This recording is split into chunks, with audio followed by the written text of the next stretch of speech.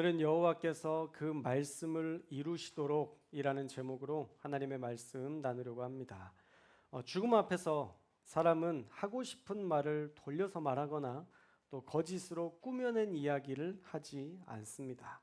왜냐하면 지금 진실을 말할 시간도 부족한데 해명할 시간도 없는 거짓을 이야기할 필요가 없기 때문이죠. 특별히 죽음 앞에서 자녀에게 말하는 유언이라면 그 유언은 훨씬 더 간절하고 진실한 그런 마음이 담겨 있을 것입니다. 스티븐 리트비안이라는 남성이 암 투병 중에 이제 죽음을 감지했습니다. 그리고 그 사람은 새 아이의 아버지였기 때문에 자녀들에게 자신이 얼마나 사랑하는지를 남기고 싶어서 한 통의 편지를 남겼습니다.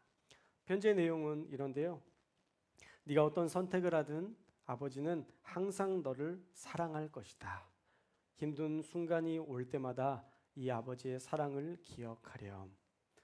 아버지가 얼마나 사랑하는지 그리고 네 인생을 얼마나 지지하는지를 간절한 마음으로 적어 나갔을 것입니다. 그리고 인생의 교훈도 적었는데요. 실패는 두려워하지 마라. 실패는 배우는 과정이다. 중요한 것은 포기하지 않는 것이다. 그리고 마지막으로 가족의 중요성도 언급했습니다. 가족은 언제나 네 곁에 있을 것이다. 서로를 지켜주고 도와주는 것이 가장 중요하다. 스티븐은 결국 질병으로 이 세상을 먼저 떠나게 되었지만 영원히 그 자녀들과 이별한 것은 아니었습니다. 왜냐하면 그 자녀들의 마음에서 그 말이 그 마지막 주었던 그 편지가 계속 말할 것이기 때문입니다. 아버지는 너의 선택을 존중하고 너를 사랑하고 지지해. 실패하지 않는 것보다 포기하지 않는 것이 훨씬 더 중요하단다. 가족은 늘 함께 있으니 항상 지키고 도와주렴. 이 말은 자녀들의 마음을 떠나지 않았을 것이고 평생 지켜야 할 약속처럼 여겨졌을 것이며 어쩌면 그들의 인생의 목적지, 인생의 슬로건이 되었을 수도 있습니다. 자, 오늘 말씀에서도 죽음 앞에 선 다윗이 인생의 진지한 회고를 통해 진실한 마음을 아들에게 사랑의 말로 전달하는 내용을 찾아볼 수 있는데요. 우리가 지난주에 살펴봤던 것처럼 먼저는 아직은 연약해 보이는 아들 솔로몬에게 너는 힘써 대장부가 되어라 라고 말한 이후에 다윗은 자신의 인생에서 가장 중요하게 여기고 반드시 해야 할 일을 알려줍니다. 그것은 바로 하나님의 말씀을 지켜 행하라는 거예요. 자, 우리 3절의 말씀을 함께 읽겠습니다. 3절 말씀 시작. 내 하나님 여호와의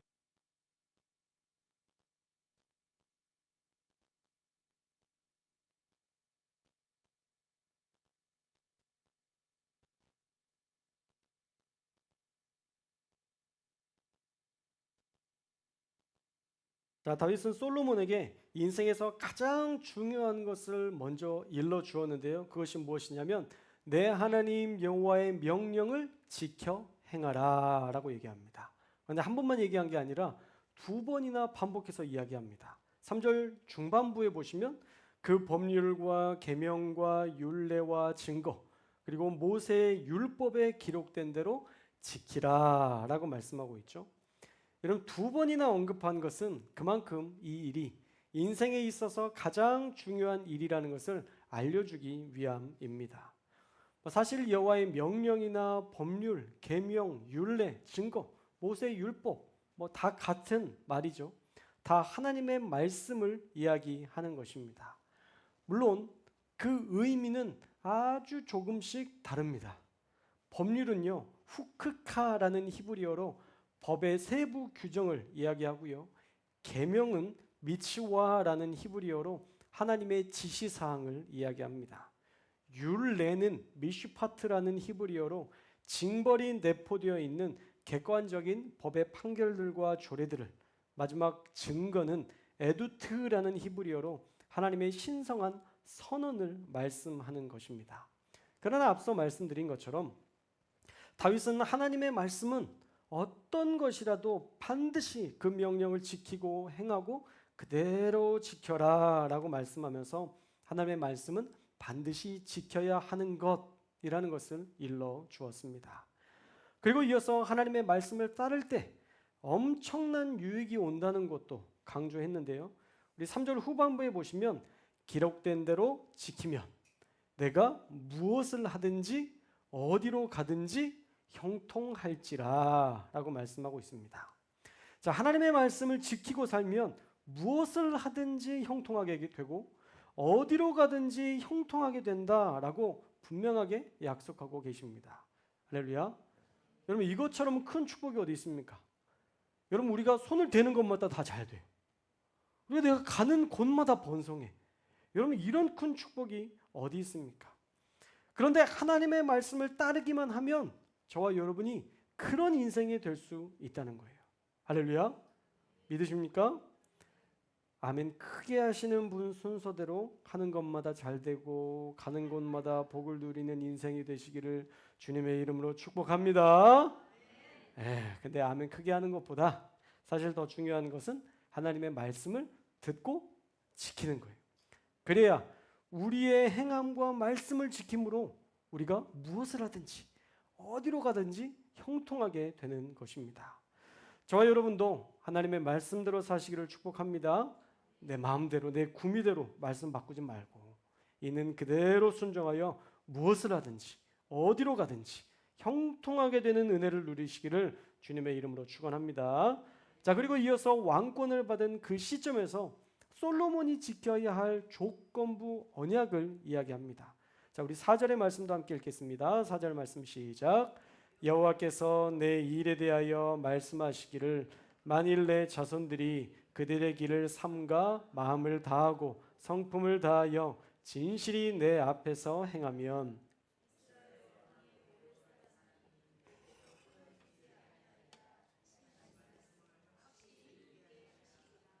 아멘. 자, 이것은 다윗 언약을 떠올리게 하죠. 다윗 언약이 무엇이었죠? 다윗 언약하면 딱 떠올려야 돼요. 언제죠? 성전 건축을 작정했을 때. 그렇죠? 사무엘하 7장 16절에 보면 성전 건축을 하겠다는 다윗의 소신 발언에 하나님께서 너는 성전을 지을 수 없다라고 단언하셨지만 하나님은 그 예쁜 마음을 받으시고 너의 왕위를 영원히 그다음에 뭐예요? 견고히. 여러분, 이건 그냥 외우셔야 돼요. 다윗 언약 안에 가장 중요한 핵심적인 말씀이에요. 영원히 견고히 하겠다. 할렐루야. 여러분의 가정의 말씀이 될 줄로 믿습니다. 여러분의 자녀도 영원히 견고히 하실 줄로 믿습니다. 자, 남의 가정이라 못 외우지 말고 이게 내 거라고 하면 금세 외워져요. 하나님께서 다윗의 가정에게 영원히 견고히 하시겠다는 말씀을 전해주셨어요. 그래서 사무엘하 7장 16절에 보면 하나님께서 나단에게 전하라는 말씀이 나오는데 내 집과 내 나라가 내 앞에서 영원히 보존되고 내 왕위가 영원히 견고하리라 하셨다 하라 라고 말씀합니다. 여기서 보면 다윗 언약은 하나님께서 선언하셨기 때문에 영원히 변하지 않을 것 같은 최종 승인 같은 어조로 나단 선지자들을 통해 다윗에게 전달됩니다. 내 집과 네 나라가 내 앞에서 영원히 보존되고 네 왕위가 영원히 견고하리라. 그런데 오늘 다윗이 솔로몬에게 전하는 유언에서는 다윗이 들었던 그대로를 전하지 않습니다. 조건부 언약으로 바뀌게 돼요. 만일 내 자손들이 그들의 길을 삼가 마음을 다하고 성품을 다하여 진실이 내 앞에서 행하면, 조건부죠. 행하면, 너 공부를 열심히 하면, 너 내 말 잘 들으면, 조건부잖아요. 왜 영원히 견고할 것이라는 하나님의 약속을 다윗은 조건부로 바꾸어서 말하고 있는 걸까? 그 이유는 간단합니다. 하나님의 은혜와 축복은 무조건적이지 않기 때문이에요. 할렐루야. 하나님이 약속하셨지만 그 약속은요 무조건적이지 않아요. 분명한 것은 다윗은 밧세바 사건 이후에 하나님의 영이 떠나시는 것을 경험했고 자신의 판단이나 선택에 개입하지 않으시는 그런 하나님을 경험했습니다. 그러면서 계속 그는 잘못된 판단으로 더 큰 어려움과 더 큰 어려움을 반복하는 내용들을 우리는 사무엘하 말씀에서 충분히 살펴봤습니다. 그래서 우리 너무 잘 알잖아요. 다윗이 사울로부터 받은 고난의 광야보다 더 무서웠던 것은 하나님께로부터 받았던 침묵의 광야를 경험하게 되었던 것입니다. 여러분, 하나님의 침묵처럼 무서운 일은 없습니다. 하나님의 침묵은요, 우리의 믿음을 혼란스럽게 합니다. 잘해도 칭찬하지 않으시고 못해도 책망하지 않으시는 그 무서운 침묵의 광야는 오히려 책망을 받는 것보다 더한 공포를 경험하게 됩니다. 다윗이 밧세바를 범하고 우리아를 죽인 이후에 경험한 그 침묵의 광야는 그에게 있어서 가장 고통스러운 상황이었을 것이고, 솔로몬이 그런 일을 절대 겪지 않기를 바라는 마음이었을 것입니다. 그래서 하나님의 언약은 영원한 것으로 주어졌지만 다윗은 솔로몬에게 그 언약을 전달할 때에 조건부로 전했던 것이죠. 내가 하나님의 말씀을 어겨보니까 하나님께서 주시는 그 축복이 영원하진 않더라라고 깨달았던 것이죠. 그래서 네가 마음과 성품을 다해 진실히 행하기만 하면 너의 왕위는 끊어지지 않을 것이다. 솔로몬이 어떤 마음으로 하나님을 대하고 하나님의 말씀을 대해야 하는지를 분명하게 알려주었던 것입니다. 자, 그리고 정말 중요한 교훈이 이어서 나오는데요. 4절 후반부에 보시면 말씀을 확실히 이루게 하시리라 라는 말씀이 나오는데요. 뭐 그냥 보면 특별하지 않잖아요. 말씀을 확실히 이루게 하시리라. 그런데 원문으로 보면요, 이 말씀이 먼저 해석이 됩니다. 그래서 이렇게 돼요. 여호와께서 그 말씀을 계속 이루시게 하기 위하여 너는 마음을 다하고 성품을 다하여 진실하게 행하여 왕위가 계속 이어지게 하라라고 되어 있어요. 자, 여호와께서 그 말씀을 계속 이루시게 하기 위하여, 무슨 말이에요? 다윗 언약을, 그 다윗 언약이 끊어지지 않도록 네가 해야 될 것은 마음을 다하고 성품을 다하고 진실하게 행하는 것이다 라는 말씀이에요. 자, 이렇게 해석된다면 우리가 하나님의 진심을 알 수 있겠죠. 다윗에게 주셨던 다윗 언약, 그 약속의 말씀을 하나님은 계속 이루고 싶어 하신다는 하나님의 마음이 변함이 없다라는 것을 분명하게 보여주고 있습니다. 여러분, 하나님의 본심은 그 언약을 끊어내기 위해서 솔로몬을 주목하는 게 아니라 하나님은 그 언약을 이루시기 위해서 솔로몬을 주목하고 계시다는 것을 우리는 알아야 됩니다. 할렐루야. 하나님은 뒤에 방망이를 두고 계신 게 아니라 하나님은 뒤에 꽃송이를 준비하고 계시는 하나님이신 거예요. 우리가 늘 오해하는데 그렇지 않아요. 우리가 하나님의 말씀대로만 살면 하나님께서 준비하셨던 그 꽃송이, 하나님께서 우리에게 주신 그 축복송이들을 우리는 마음껏 누리며 살아갈 수 있는 겁니다. 문제는 어기고 받으려고 그러니까 문제예요. 죄도 짓고 은혜도 받고. 할렐루야. 여기가 천국이죠. 죄도 짓고 하나님의 은혜도 받고 얼마나 천국이에요. 그런데 그런 천국은 존재하지 않습니다. 죄를 지으면서 은혜도 누리는 것, 하나님은 그것을 은혜라고 이야기하시지 않으십니다. 사랑하는 여러분, 하나님의 역사가 계속 이어지려면요, 솔로몬이 하나님과 동행해야 되는 거예요. 어떻게 해요? 하나님의 길을 갈 때에 오늘 말씀해 보니까 삼가서, 이 삼가서라는 말이 뭐예요? 구별되게 살라는 거예요. 구별되게. 삼가 그 모든 것들을 구별하면서 거룩한 삶을 살아가라. 하나님의 말씀을 붙들고 그 말씀 붙들면서 거룩한 인생이 되라 말씀하는 것입니다. 거룩한 삶을 살 때 어떻게 또 살아야 되느냐? 오늘 말씀해 보니까 마음을 다하여 하나님의 말씀대로 살아야 한다라고 얘기해요. 여러분, 마음을 뜻하는 레브라는 히브리어는요, 이 인간의 도덕적, 지적 활동이 일어난다고 히브리인들은 믿었습니다. 그러니까 마음이 무엇이냐? 마음에서는 도덕적인 일들과 지적인, 이성적인 일들을 다 할 수 있는 곳으로 여겼어요. 그러니까 도덕적으로 구별되고 이성적으로도 온전한 거룩하고 구별된 모습으로 사는 것이 마음을 다해 사는 것입니다. 또 성품을 뜻하는 나프수함이라는 히브리어는요, 인간의 생명의 원천을 가리키는 말인데, 여러분 네페쉬라는 말 들어보셨나요? 네페쉬. 이런 히브리어 단어들 하나 정도는 외워두세요. 되게 많이 하는 것처럼 보여요. 네페쉬, 숨. 하나님께서 그에게 숨을 불어넣어 주실 때라고 할 때 이게 네페쉬거든요. 이 숨, 영혼을 뜻하는 단어를 그 성품을 다해라고 할 때 이 네페쉬라는 단어를 썼는데요. 그것은 무슨 말이냐면 생명을 다해서, 성품을 다하는 것은 생명을 다해 목숨 걸고 하나님 앞에서 진실하게 행하라는 말씀인 겁니다. 자, 하나님 말씀 앞에서 목숨 걸고 그 말씀 지키라는 거예요. 여러분, 사실 그렇게 살았던 사람들이 성경에 많이 나옵니다. 믿음의 조상 아브라함은요, 하나님께서 가나안 땅으로 가라는 그 말씀을 듣고 500km나 떨어진 하란 땅에서 가나안을 향해 걸어갑니다. 안 가야 될 이유가 수없이 많았지만 가족들이 떠나지 말라고 말렸을 것이고 아버지의 장지였기 때문에 이 하란을 떠난다는 것은 너무도 어려운 일이었지만 오직 하나님의 말씀에 순종하여 죽음을 무릅쓰고 이방인의 땅 가나안을 향해 나아갑니다. 여러분, 이것이 마음을 다해 성품, 생명을 다해 순종하는 믿음의 모습이었던 것이죠. 요셉도 마찬가지입니다.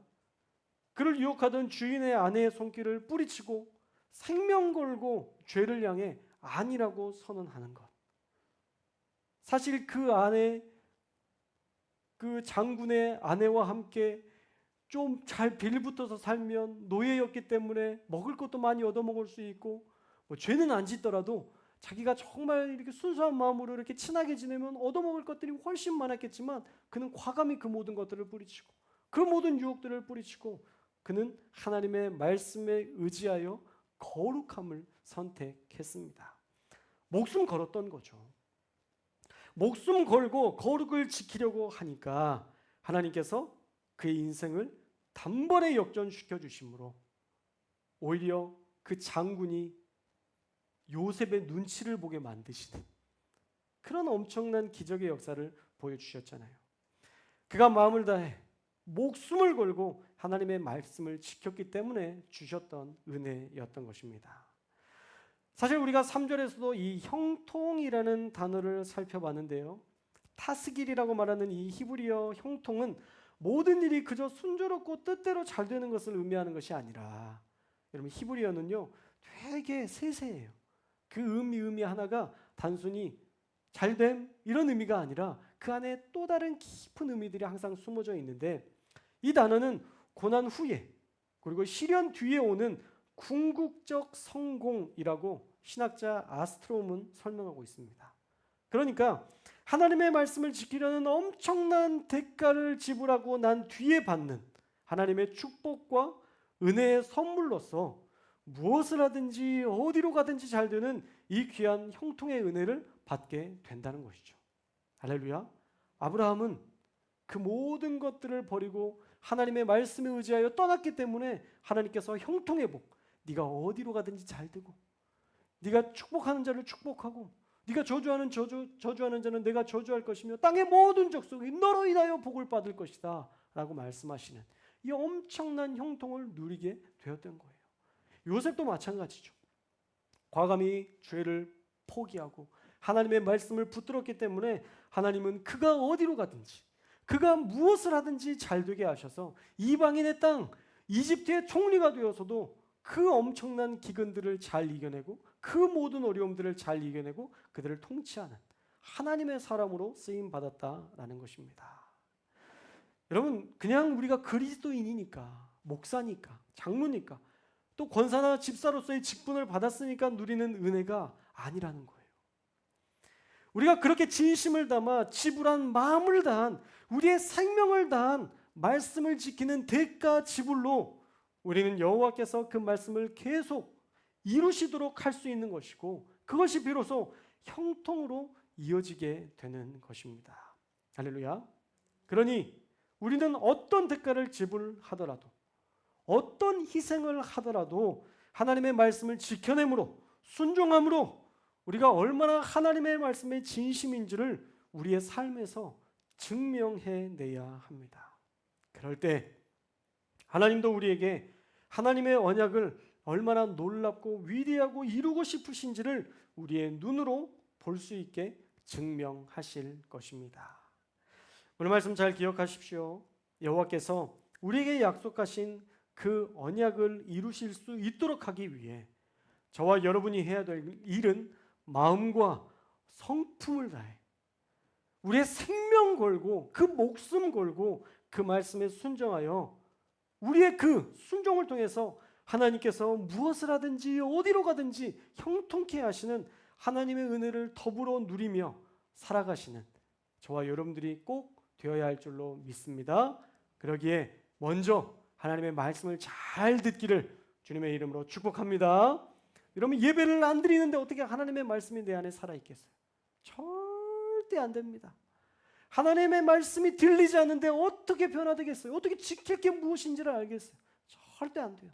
그래서 여러분, 평생에 예배 잘 드리시기를 주님의 이름으로 축복합니다. 제가 여러분들 예배 나오면 제가 막 삶이 막 윤택해지고 하나님이 더 많은 축복을 주시고 막 그러나요? 아니에요. 저에게는 그냥 여러분들을 한 번 더 본다는 기쁨밖에 없어요.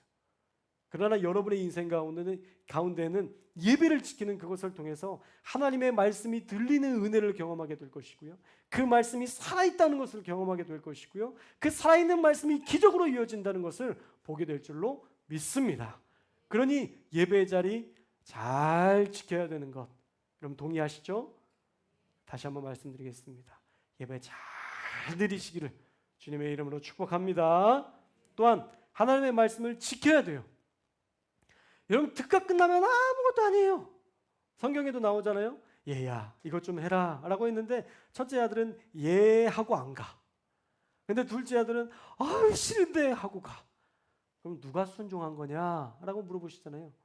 여러분이 볼 때 누가 순종한 거예요? 둘째 아들이죠. 그러나 저는 셋째 아들이 됐으면 좋겠어요. 네 하고 가서 순종하는.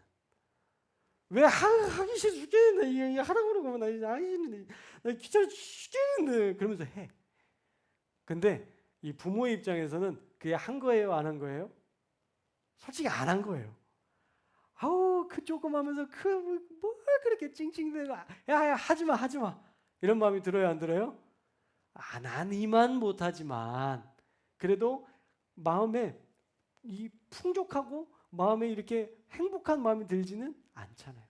그래서 저는 여러분들이 셋째 딸, 셋째 아들이 되었으면 좋겠습니다. 성경에는 나오지 않지만 네 하고 말하고 하나님의 말씀을 기쁨으로 순종하는 그 사람이 되었으면 좋겠어요. 그러면 여러분에게 어떤 축복이 일어나냐면요, 여러분들이 무엇을 하든지 잘 될 거예요. 할렐루야. 여러분들이 하는 손대는 모든 것이 잘 될 줄로 믿습니다. 여러분 그 축복 받으시기를 원하시죠? 여러분 꼭 받으셨으면 좋겠어요. 저는 우리 교회가 옆에 있는 예일교회보다 옆에 있는 선목교회보다 조금 더 축복을 많이 받았으면 좋겠어요. 할렐루야. 그러려면 여러분들이 조금만 더 순종하시면 돼요. 그러면 여러분 안에 형통한 은혜를 주실 거예요. 손대는 것이 다 잘 되고요. 여러분이 있는 자리마다 다 형통함이 나타나게 될 거예요. 얼마나 큰 축복입니까? 아브라함의 축복이 여러분에게 이어지는 거예요. 요셉의 축복이 여러분들에게 이어지는 것입니다. 하는 것마다 잘 되고 있는 곳마다 잘 되는 그 역사들이 이루어지기 위해서는 우리가 있는 그곳에서 하나님의 말씀을 순종하는 것, 그것을 순종하면 하나님은 놀라운 축복으로 역사하신다는 것, 여러분 꼭 기억하셔서 하나님께서 오늘 우리에게 주신 말씀, 하나님이 우리의 삶의 자리에서 우리에게 언약하신 그 언약의 말씀이 이루어지기 위해서 이제는 우리가 그 말씀을 순종해야 될 줄로 믿습니다. 할렐루야. 오늘도 저와 여러분이 그렇게 순종하셔서 하나님께서 형통하게 하시는 그 놀라운 축복 마음껏 누리는 저와 여러분들 될 수 있기를 주님의 이름으로 축복합니다.